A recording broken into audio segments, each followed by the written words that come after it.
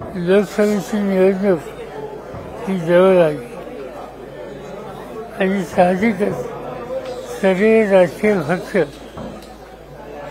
आपापल्या कार्यक्षेत्रामध्ये या कामासाठी लागले. महाराष्ट्रामध्ये राष्ट्रवादी काँग्रेस पक्ष,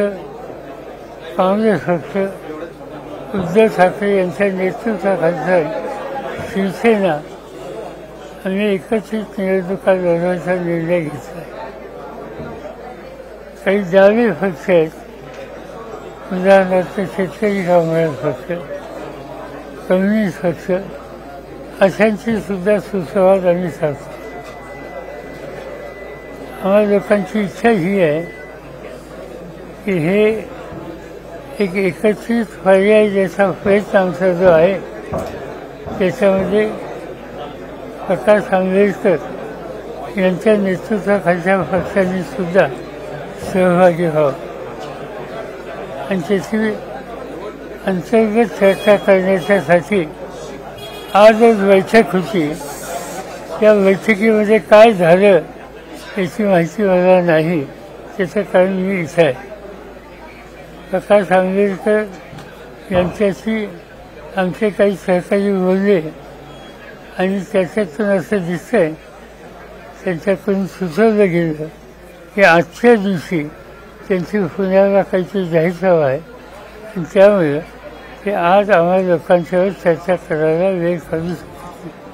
त्यांची जी अडचण आहे ती जिल्हे नव्हती, त्यामुळे कदाचित त्यांचे बद्दलची चर्चा उद्या होण्याची शक्यता नाकारता येत नाही आणि म्हणून त्या रस्त्याने आम्ही जायचा निर्णय घेतलेला आहे.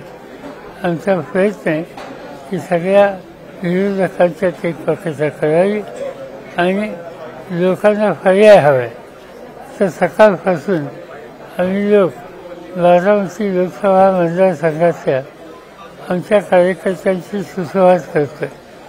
प्रत्येक मतदारसंघाचे कमीत कमी 150-200 कार्यकर्ते महत्त्वाचे, लोकप्रतिनिधी, विविध संस्थांचे पदाधिकारी हे सगळे एकत्रित आहेत आणि त्यांचे असेसमेंट ऐकल्याच्यानंतर महाराष्ट्रातल्या सर्वसामान्य मतदाराला पर्याय पाहिजे अशा प्रकारचं फीडबॅक आज आम्हाला आमच्या सहकाऱ्यांच्याकडून मिळते. आणि ही जनतेची जर इच्छा असली तर राजकीय पक्ष म्हणून आमची नैतिक जबाबदारी आहे की त्याची पूर्तता करायची आणि ती जबाबदारीची पूर्तता करत असेल तर आम्ही अन्य पक्षांच्यावर एकत्रित बसण्याचा निर्णय जो घेतोय तो योग्य आणि त्याच्यात यश मिळेल असा निदान माझा प्रयत्न राहील. बरेच कार्यकर्ते असे आहेत की त्या ठिकाणी जी काही निवडणुकीसाठी बूथवरती यंत्रणा लावायची तर दबाव टाकणं किंवा फोन करणं असे काही प्रकार होण्याची शक्यता असं आहे की अनेकांनी असं सांगितलं की काही लोकांच्याकडून दमदाटीचे फोन येतात, दबाव टाकला जातो. काही शासकीय निमशासकीय कर्मचारी जे आहेत, उदाहरणार्थ शैक्षणिक संस्थेत काम करणारे किंवा सहकारी संस्थेत काम करणारे, त्यांना नोकरीला मुकावं लागेल अशा प्रकारची धमकी दिली जाते असं लोकांनी सांगितलं. आम्ही सांगितलं की आता प्रत्यक्ष असं घडलं आहे त्याची उदाहरणं आमच्याकडे द्या, त्याच्या खोलात आम्ही जाऊ. पण एक विश्वास आम्ही आमच्या कार्यकर्त्यांना देऊ इच्छितो. कुणी दमदाटी आणि प्रेशर यांनी दबाव टाकण्याचा प्रयत्न करत असेल तर आम्ही सगळे त्या कार्यकर्त्यांच्या पाठीशी मजबूतीने उभा आहोत आणि तुम्ही काही चिंता करू नका, तुम्ही काही एकटे नाही. थोडं हे जे मुख्यमंत्री एकनाथ शिंदे आणि फडणवीस यांनी असं सांगितलं की मनोज जरांगे तुम्ही दिलेली स्क्रिप्ट बोलत आहेत असं त्यांनी आरोप केलाय तुमच्यावर. खरं सांगायचं तर जबाबदार लोकांचं ते वक्तव्य आहे. जबाबदार लोक इतकं फोर्सच बोलतात हे मी महाराष्ट्रात कधी पाहिले नाही. मी महाराष्ट्रामध्ये यशवंतराव चव्हाणांच्यापासून आजच्या मुख्यमंत्र्यांपर्यंत अनेक लोकांचं वर्तन पाहिजे. जरांगेच्या संबंधीचा माझा संबंध हा जर विचारात घेतला तर त्यांचं उपोषण सुरू झाल्याच्या नंतर त्यांना भेटायला पहिल्यांदा गेलो होतो आणि त्यांना भेटून एवढंच सांगितलं की तुमच्या वागण्याच्या संबंधीचा अर्थ मी समजू शकतो, पण दोन समाजामध्ये अंतर वाढेल असं काही करू नका. महाराष्ट्राचं सामाजिक ऐक्य हे टिकेल अशी करा. तुमच्या वर्तनासाठी आग्रह समजू शकतो, पण इतर समाजाच्या संबंधी कटुता ही योग्य दिसणार नाही. एवढं फक्त वादन त्यांचं संवाद झालं. त्यानंतर आज अखेर एका शब्दाने अजून त्यांचं बोलणं नाही ना भेट नाही. आणि असं असताना या दोघांनी त्याच्यात खरं मुख्यमंत्री नाहीत उपमुख्यमंत्र्यांचं हे स्टेटमेंट अशा प्रकारचं आहे. या सगळ्या याच्यामध्ये तुमच्या सोबत असणारे आमदार राजेश टोपे यांच्यावर सुद्धा आरोप लावण्यात आलेले आहेत. त्यांच्यावर सुद्धा 100% चुकीचं. मला माहिती आहे राजेश टोपेंची मदत राज्य सरकार घेत होतं हा प्रश्न सोडवाय, पण त्यांची शेजारी येते आणि त्यांनी निगोशिएट करावे आणि कुठेतरी मीटिंग पॉईंटवर आणायला प्रयत्न करावे असं काही जबाबदार लोकांनी टोपेंना सुचवलं होतं याची माहिती मला आहे.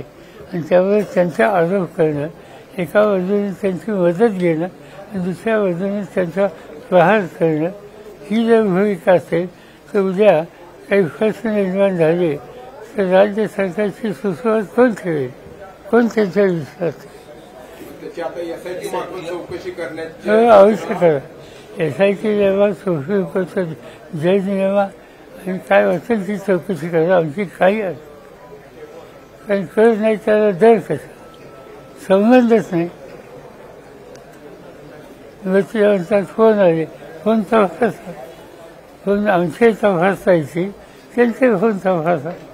एक फोन कुणी केला, माझ्या फोनवरनं एक फोन जरी केला हे जर सिद्ध झालं मी वाटेल ते मान्य करेल. मी कसा फोन करू. त्याच्या पलीकडे जाऊन तुम्ही त्यांना लोकसभेची उमेदवार दिला असंही जरांगे पाटील बेडमधून अशी इतकी वेळ लागली आमच्या. आणि कोण म्हणजे यांच्या त्यांना मर्यादित आहे मेंदू, त्यांच्याकडे काय बोलवायचं. साहेब आज आढावा घेतला, कसं आहे वातावरण, आमच्या लोकांच्या बोलण्यावर स्थिती चांगली दिसते, पण बाकीच्या पक्षाची बोलू एकत्रित निवडणूक लढायची आणि एकत्रित निवडणूक लढायची असल्यामुळं सगळे मिळून बसून एकत्रित निर्णय घेऊ. वातावरण अनुकूल आहे. या वातावरणामध्ये काँग्रेसचं सहकार्य आणि विशेषतः शिवसेने ठिकठिकाणचे म्हणजे मनोभावाने सहकार्य करण्याच्या भूमीमध्ये हे आमचं फेरी आहे. सर, जे मराठा आरक्षण राज्य सरकारने देऊ केलंय तर ते तुम्हाला कितपत टिकाऊ वाटतं? 26 फेब्रुवारीपासून आज सांगताच आहे. सुप्रीम कोर्टात काय होतं ते बघू. यापूर्वीचे निकाल हे सुप्रीम कोर्टाचे अनुकूल नाही आहेत, त्यामुळे टिकल्याचा आनंद आहे. पण टिकायच्या संबंधीचा मागचा इतिहास हा फारसा फेवरेबल नाही. मराठा समाजासाठी आजवर जे काही किंवा अधिकाधिक काम केलं ते मी स्वतः केलं असा दावा फडणवीसांनी आज अधिवेशनामध्ये केला. मग महामंडळाची स्थापना असू द्या किंवा साथीची स्थापना, तुम्हाला याच्यामध्ये खरोखर सत्य वाटतं का? त्यातून काही खरोखर मी काही त्यांचं भाषण ऐकलेलं नाही, त्याचं मी काही भाष्य करणार नाही. आणि इतकं काय महत्व द्यायचं. सर, महाविकास आघाडीचा जागा वाटपाचा फॉर्म्युला निश्चित झाला. आज उद्याच्या बैठकीमध्ये आजच बैठक त्यांची होती, अजून चालू असेल, काय झालं माहीत नाही. आज दुपारी 3 वाजता ते बसणार होते. तुम्ही तर 3 वाजल्यापासून मी इथं आहे तुम्हाला माहिती आहे, त्यामुळे मला कल्पना नाही. पण एका दिवसात होणार नाही, 1-2 दिवस जातील. साहेब, आजच्या बैठकीत मराठा समाजाच्या मागे किंवा विशेष करून मनोज जरांगे पाटील यांच्या पाठीमागे आपण उभं राहिले पाहिजे असं काही सूचना कार्यकर्त्यांनी किंवा आमची चर्चा सुद्धा राहिली. आमची आजच्या मीटिंगमध्ये आमचे उमेदवार कसे निवडून आणता येतील, काय अडचणी, काय जवळच्या बाजू याच्या बाहेर अजिबात चर्चा राहिली नाही. तर बारामती लोकसभा मतदारसंघाचा आपण आढावा घेतला, पण गेल्या काही दिवसांपासून अजित पवारांच्या ज्या पत्नी आहेत सुनेत्रा पवार, तर त्या देखील भेटीगाठी घेत आहेत, सक्रिय होत आहेत आणि त्यांच्या उमेदवारी लोकशाहीमध्ये कुणालाही बोलायचा अधिकार आहे, त्याच्यात काही चिंता करायची. आनंद आहे, कुणी नवीन उमेदवार येत असते. सर, बारामतीच्या निवडणुकीच्या बाबतीत राष्ट्रीय पातळीवर उत्सुकता निर्माण झाली आणि विरोधी पक्ष असं म्हणतात की पवार साहेबांना आम्ही बारामतीत अडकून ठेवणार या सगळ्या पार्श्वभूमीवर. तुम्हाला काय वाटतं तुम्हाला? असं आहे, मी आतापर्यंत फक्त 14 निवडणुका लढलोय. आतापर्यंत 14 निवडणुका मी लढलोय. त्यातल्या 7 निवडणुका लोकसभेच्या होत्या.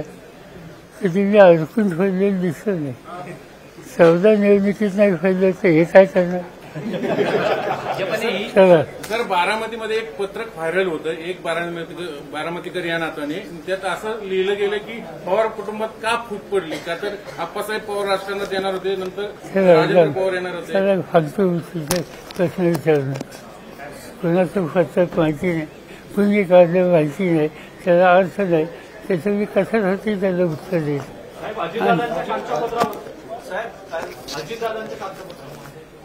मला त्याच्यावर भाष्य करायचं नाही.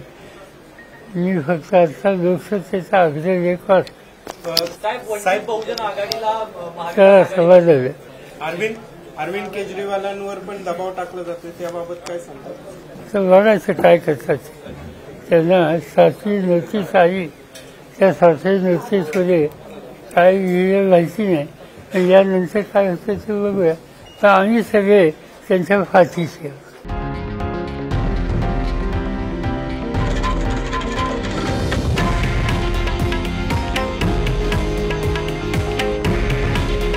हे आहे देशातील नंबर 1 न्यूज नेटवर्क आणि आपण पाहत आहात TV9 मराठी. काळजी तुमची, हित महाराष्ट्राचं.